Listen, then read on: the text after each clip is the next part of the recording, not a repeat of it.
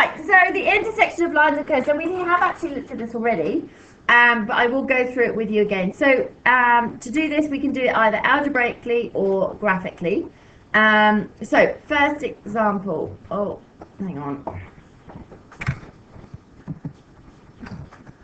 Okay, so our first example, we've got, or our only example, y equals x plus 2 and y equals x squared plus 7x minus 1. So it's where do they meet? Okay, where do they intersect? So remember that means where do they meet? Algebraically, what you do is you equate the equations because you've got y equals this expression and y equals this expression. Therefore, that means that these two must be equal to each other. Okay, so we would equate the equations. You're then going to rearrange it so that it's equal to 0, because we know we're going to probably end up with a quadratic expression here. And then you're going to solve using the method of your choice. Okay, right, so let's write that out. So we've got x plus 2 equals x squared plus 7x minus 1. And should we move everything to the right-hand side or the left-hand side? Which should we do? Right to the right. To the right, yeah, because then that keeps our x squared as positive. Okay, so we're going to have 0 equals x squared plus 7x minus 1.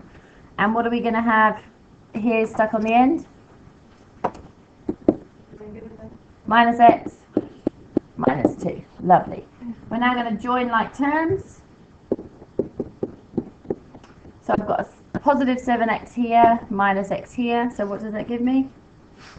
Plus 6x. Oh, who said 8? Okay, so you've got positive 7, take away 1. And then you've got negative 1, take away another 2.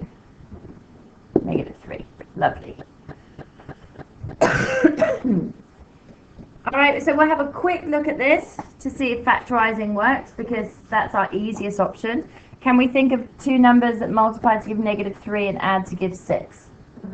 No. Pretty quickly you'll realise that you can't because obviously the only way of getting 3 would be 1 and 3 and there's no way that they're going to add to give 6. So which method shall we use now?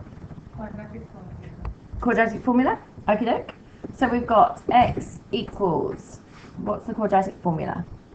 What do we need to identify? A, B, and C. So A is 1, B is, and C is lovely jubbly. Do we remember the quadratic formula now?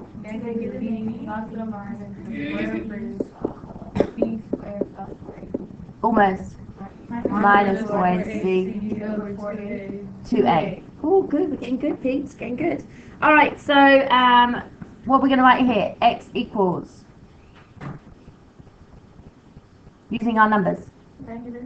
Negative 6. Plus or minus? 6 minus 4.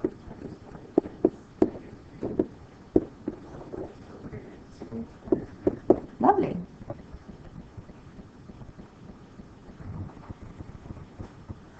Okay, so we've got x equals negative 6 plus or minus 6 squared is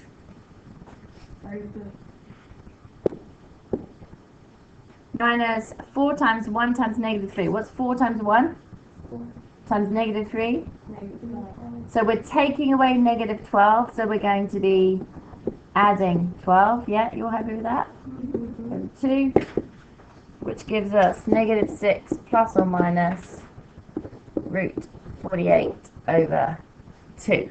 Okay, at this stage we'd probably stick that in the calculator. So has anyone got 2 solutions for me?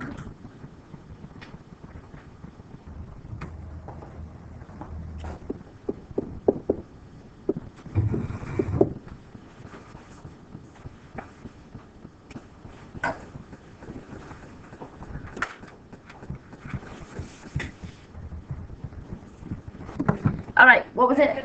What was it? Why is it plus 12? Because we took away, because 4 times 1 times negative 3, this part here is negative 12. And so you're taking away negative 12. Okay. Yeah? I want to check for answer too. Did you get? For one of them, I thought it's 0.16. Yeah. I have to add on something. I have to first on negative 6.46. So let's go with 3 sig fig. So 0.46, Oh, 464. 464, and You got negative 6? Yeah, negative 6.461.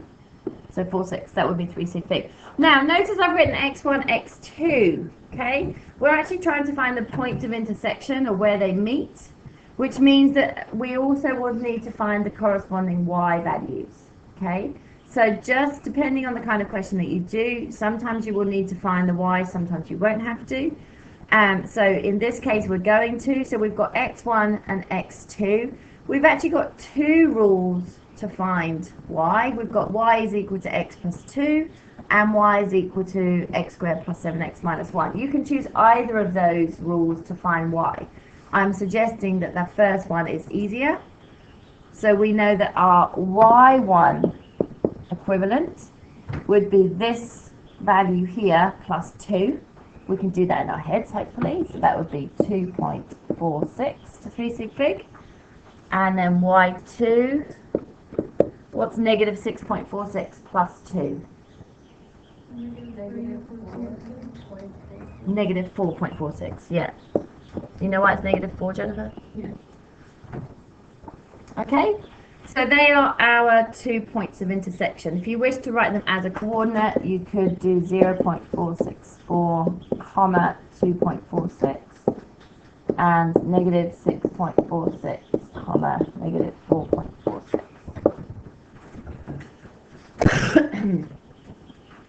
Okay, so there I've just grouped my x1, y1 and my x2, y2.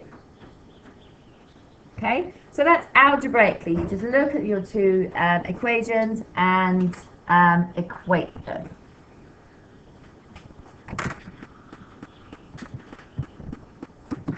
So this next one is using the GDC. So we're looking at it graphically.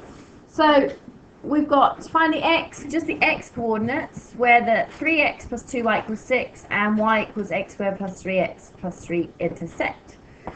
So in order to use the GDC, we know that there is a y equals button that enables us to draw the graphs.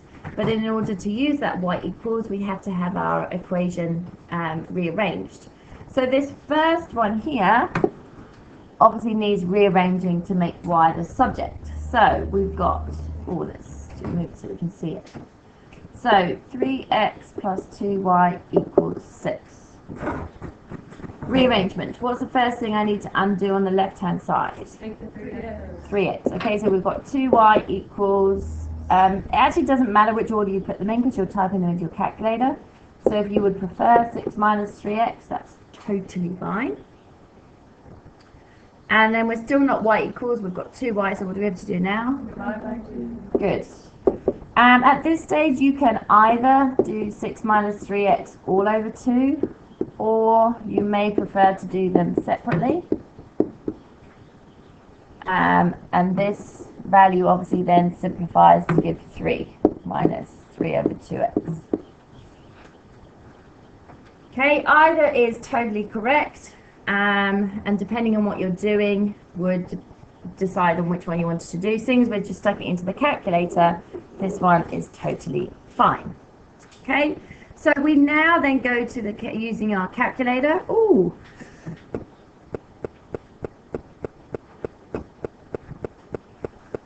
How exciting. So then I've got my y equals button here. Oh.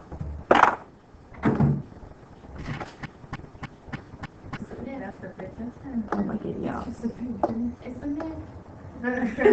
All right, and we would just stick our two equations in. Okay, so alpha y equals gives me a fraction, so I can do this first one. So what was it? 6 minus 3x over 2. Okay, so that's going to be my blue one. And then I'm going to go to the next equation. And I have zero recollection what it is. What's the other equation? X squared plus 3x plus 3x plus 3. Okay, so I've entered those into my calc. Okay, so then we would graph them. That's my first straight line graph. And then my second one. Now, I can't see very well this point up here, so I'm just going to change my scale slightly. So I'm going to go to the window and make my Y maximum value 15 instead of 10. And then go back to the graph.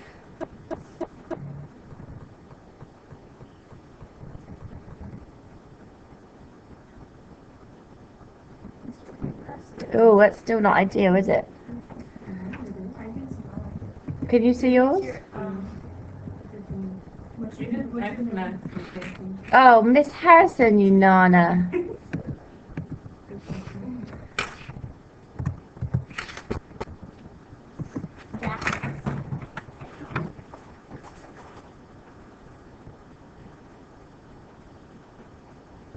Alright, that's much better. Okay, so now we can see our two intersecting points. Do we remember how we use our calculator to find intersecting points? No, not zoom. Calc. Nice, good one, Skylar. So second trace gives us the calc. Which button do you think we're going to look for? Yay! Okay, now you'll see our flashing cursor. We need to find two intersecting points. I'm going to find this one up here on the left first of all. Okay, so you need to have your cursor flashing somewhere near the point, and you'll see that it asks you first curve, so we press enter. It's somewhere near it, doesn't have to be on it. So I'm going to press enter at this point here. It then says second curve, and you'll see that the cursor has shifted to the second curve. Again, it's near enough the point, so that's fine. It guesses and then gives you the coordinates. So my first coordinate is negative 4.5. Oh, I've lost it. What was it? That's not what I got. Oh. I got x equals negative 4.5. Yeah, and y is? 9.75. Yeah, I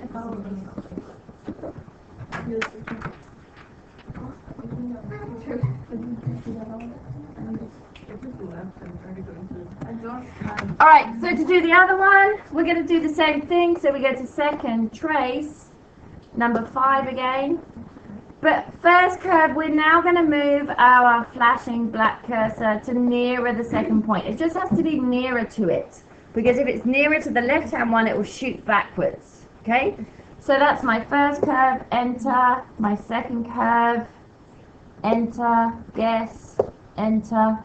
And our other value is 1.287 is negative 14. Alright, so I'm assuming, so that's close enough to 0. 0 and y was 3. 3? I was 3, but x is more like 190. Yeah, now, the calculator sometimes gives like a super duper or it's trying to be really accurate. But if you've got something to the negative 15, which we know at standard form, it's so small that we would just say that that's 0. Okay, we're happy with that? So it's only asked for our two x values, so that would be 0 and negative 4.5. Okay, done.